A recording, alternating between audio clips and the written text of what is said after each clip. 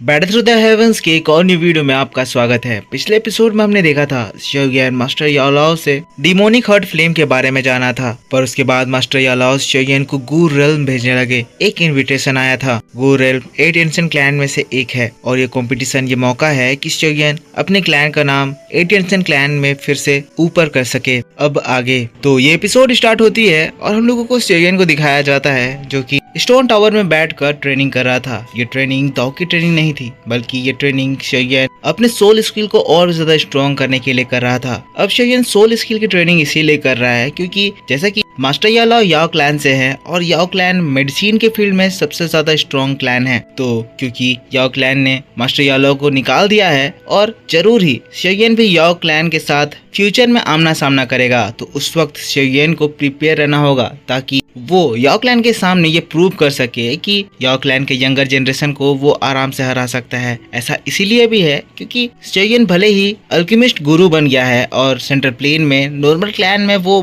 बहुत ही ज्यादा top rank पर लाई करता है, पर बात करें अगर याओ क्लैन की तो याओ क्लैन में भी अभी भी 4-5 लोग होंगे जो कि शोगुन को उसके इस अल्केमिस्ट स्किल में पूरी तरह से टक्कर दे सकते हैं। तो इसीलिए शोगुन पिल गैदरिंग कॉम्पिटिशन से जीता हुआ वो टियर 8 का टेक्निक इस्तेमाल करता है और इससे शोगुन की सोल स्किल बहुत ही ज्यादा स्ट्रॉन्ग बनने लगती है। तो कुछ महीनों की ट्रेनिंग के बाद शोगुन स्क्रॉल की सारी टेक्निक को सीख जाता है और इसको सीखने के बाद शोगुन को कॉन्फिडेंस आता है, जिससे वो कहने लगता है पिल गैदरिंग कॉम्पिटिशन का प्राइज सच में एक्स्ट्रा ऑर्डिनरी था, जिससे मेरी अल्केमिस्ट एबिलिटी बहुत ही ज्यादा स्ट्रॉन्ग हो गई, मेरी सोल में कंट्रोल और भी ज्यादा बढ़ गई है और इसकी मदद से अब मैं टियर 8 के पिल के 5 कलर पिल लाइटनिंग को भी कंट्रोल कर सकता हूँ। शोगुन खुश हो ही रहा था, तभी शोगुन को कोई एनर्जी फील होती है। ये एनर्जी लिटिल फेरी डॉक्टर की थी। शोगुन खुश हो जाता है, कहता है तो वो वापस आ गई है। अगले ही पल शोगुन भागते हुए फॉलन स्टार पवेलियन के अरेना में पहुंचता है। शोगुन एक्साइटेड है क्योंकि मास्टर याओलाओ ने बताया था कि अगर little fairy doctor poison body को कंट्रोल करती है तो उसकी स्ट्रेंथ दाउ जोन के 6 स्टार लेवल या उससे भी ज्यादा हो सकती है।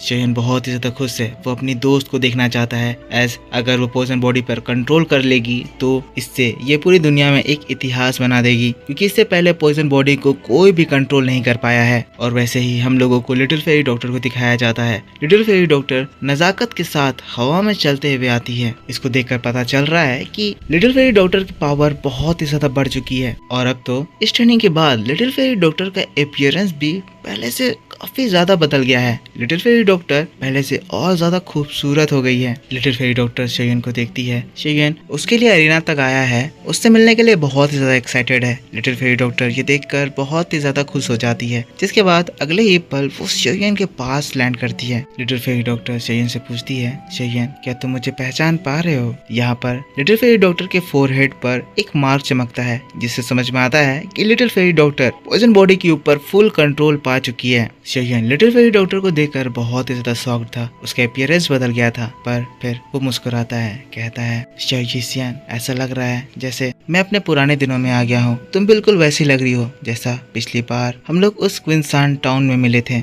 हमारी पहली मुलाकात। शोगुन तुम सच में बहुत ही ज्यादा ब्यूटीफुल लग रही हो। लिटिल फेरी डॉक्टर हंसती है, जिसके बाद फिर कहती है उस एंशिएंट टॉम में जो एल्डर वो टेक्निक छोड़ के गए थे वो सच में बहुत ही ज्यादा कमाल की थी। उन्होंने पॉइजन बॉडी को कंट्रोल करने का तरीका लिखा था, जिससे पॉइजन बॉडी की ताकत उसका पॉइजन कल्टीवेशन करने के लिए बेस्ट टॉनिक साबित हुआ। और इसकी मदद से न ही मैं सिर्फ पॉइजन बॉडी को कंट्रोल कर पाई, पर साथ साथ मेरी कल्टीवेशन भी बढ़ी और अब मैं 7 स्टार के दाउ जोन लेवल पर पहुंच गई हूँ। ये बात सुनकर शोगुन एक गहरी सांस ले लेता है, कहता है मेरे अगल बगल किस तरह के जीनियस है, सब इतनी जल्दी जल्दी अपनी पावर्स बढ़ा ले रहे हैं। शोगुन अभी अभी दाउ जोन के 5 स्टार लेवल पर पहुंचा था, पर लिटिल फेरी डॉक्टर उससे भी ज्यादा ताकतवर दाउ जोन के 7 स्टार लेवल पर पहुंच गई। कहा ये लोग इससे पहले फेंग जुनजी से मदद लेते थे, पर अब फेंग जुनजी को ये लोग पास कर चुके हैं। तो फिर शोगुन कहता है तो जैसा कि तुम अब आ चुकी हो तो हम लोगों को चलना चाहिए। लिटिल फेरी डॉक्टर भी बिना कोई सवाल करे शोगुन के साथ चल देती है और तब सीन शिफ्ट होता है और हम लोगों को ब्यूटीफुल गू रेल्म को दिखाया जाता है। गू रेल्म में हम लोग वही जगह को देखते हैं जहाँ पर हमेशा सूनर ट्रेनिंग कर रही होती है और अभी भी हम लोगों को सूनर को दिखाया जाता है जो कि पहाड़ों के बीच में लगातार और अपनी एनर्जी को बढ़ाते हुए नेचर एनर्जी एब्जॉर्ब कर रही हैं। सूनर इस वक्त किस लेवल पे है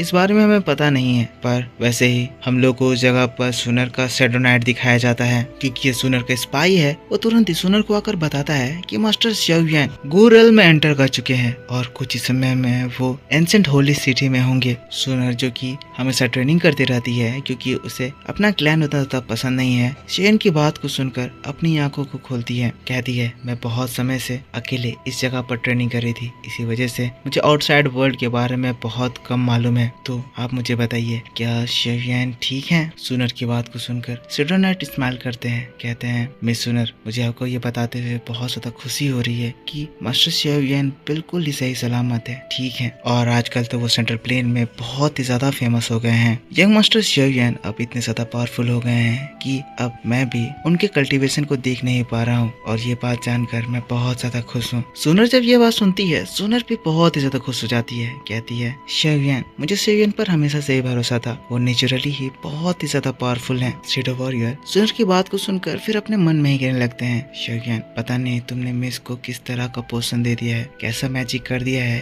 कि मिस तुम्हारे लिए इतनी ज्यादा पोलाइट हो जाती है, उनका पूरा बिहेवियर ही चेंज हो जाता है। जैसा मिस तुम्हारे साथ बिहेव करती हैं, मैंने मिस को उतना ज्यादा सोबर आज तक कभी भी नहीं देखा। जिसके बाद फिर वॉरियर कहते हैं मिस आपका जो क्लैन में रिसेंट स्टेटमेंट था कि आप xiao yan को पसंद करती हैं, मुझे डर है कि इस स्टेटमेंट की वजह से xiao yan को प्रॉब्लम हो सकता है। सूनर ये बात सुनकर एकदम शांत हो जाती है, पर उसके बाद हम लोगों को वो नजारा दिखाया जाता है जिस मैटर के बारे में उस शैडो वॉरियर बात कर रहा है। ये बात है उस समय की जब सूनर पिल रीजन में xiao yan को बचाने के लिए गई थी, जब आइस ट्रिपर वैली का चीफ हमला किया था। वहां से आने के बाद गू रेल्म के जितने भी एल्डर्स हैं वो सूनर को सुनाने लग गए थे। फर्स्ट एल्डर कहते हैं आई होप मिस ये समझ रही होंगी कि उनसे गू क्लैन का कितना बड़ा प्राइड जुड़ा हुआ है, तो आखिर वो इम्प्योर ब्लड xiao yan के पास बार बार क्यों चली जाती हैं। दूसरा एल्डर कहता है शाओ फैमिली जिन्होंने अपना दाऊदी ब्लड लाइन खो दिया है ऑलरेडी वो पूरी तरह से खत्म हो चुकी हैं, अब वो हमारे एंशिएंट रेस से कम्पीट करने की बिल्कुल भी कंपेरेबल नहीं है, उनका ब्लड पूरी तरह से वेस्ट हो चुका है, वो हमारे साथ रहने के लायक नहीं है। दूसरा एल्डर कहता है उन्होंने हमारे क्लैन के ऊपर अपना फिंगर पॉइंट करने की जरूरत की। मिस क्या आपको यह बात सच में नहीं पता है, अगर आपका प्योर ब्लड xiao yan के साथ फ्यूज करेगा तो वो कितना बड़ा वेस्ट साबित होगा। और दूसरा एल्डर तो कहने लगता है इसका बस एक ही रास्ता है, हमें उस xiao yan को मार देना चाहिए, उसके लिए सिर्फ एक ही वर्ड चाहिए, किल, कमांड दीजिए और खत्म करिए। पर जैसे ही सूनर ये बात सुनती है सूनर तो गुस्से से आग बबूला हो जाती है, उसकी आंखें उसकी गोल्डन एनर्जी से चमकने लगती हैं और गुस्से से उसकी प्योर एनर्जी फूट पड़ती है। इस जगह पर हमें पता चलता है सूनर इस वक्त दाऊ सेंग लेवल पर एंटर कर चुकी हैं। सूनर की जो ताकत है उस एनर्जी के सामने ये एल्डर्स भी टिक नहीं पा रहे हैं। सूनर अपनी पूरी एनर्जी एक्टिवेट करती है और फिर सभी एल्डर को धमकाती है, कहती है आप एल्डर्स मेरी बात ध्यान से सुन लीजिए, मुझे पता है मेरे क्लैन के लिए क्या इम्पोर्टेंट है, पर मैं भी आपको एक बात बता देना चाहती हूँ xiao yan यहाँ के कोई भी पर्सन से बहुत ज्यादा बेटर है। अभी आप लोगों को ये बात का पता नहीं है, पर आप लोग जल्दी ही ये बात खुद ब खुद जान लेंगे, और जब आप लोग xiao yan की पावर देखेंगे तब आप समझेंगे कि आप लोग कितने ज्यादा स्टूपिड हैं। सीन फिर से शिफ्ट होकर प्रेजेंट में आती है। सूनर वो बात याद करके अभी भी गुस्सा गई थी, लेकिन अपने गुस्से को कंट्रोल करते हुए आसमान की ओर देखती है और फिर कहती है xiao yan मैं आपका इंतजार कर रही हूँ। xiao yan आपको अपनी स्ट्रेंथ से प्रूव करना होगा कि आप कोई मामूली पर्सन नहीं है, आप बहुत ज्यादा ताकतवर हैं। सीन यहाँ से शिफ्ट हो जाता है और हम लोग को गू रेल्म के आउटर साइड को दिखाया जाता है। ये एक बहुत ही खूबसूरत जगह थी जहाँ से फॉलन स्टार पवेलियन का स्पेस शिप गुजरा था। इस स्पेस शिप में और कोई नहीं बल्कि xiao yan की टीम थी। xiao yan अपने साथ इस वक्त तियाना जुनजी, लिटिल फेरी डॉक्टर और किनलिन को लेकर जा रहा है। किनलिन की ताकत दाओजुन के 6 स्टार लेवल पर पहुंच गई है, तियाना जुनजी की ताकत दाओजुन के 6 स्टार पर पहुंच गई है, और वही लिटिल फेरी डॉक्टर की ताकत दाओजुन के 7 स्टार लेवल पर पहुंच गई है। ये अपने में ही एक बहुत ही खतरनाक लाइनअप है जिससे बड़े बड़े क्लैन घबरा सकते हैं। बड़े बड़े पहाड़ों को पार करते हुए वो लोग गू रेल्म के उस एंशिएंट टाउन की ओर बढ़ रहे हैं जहाँ पर वो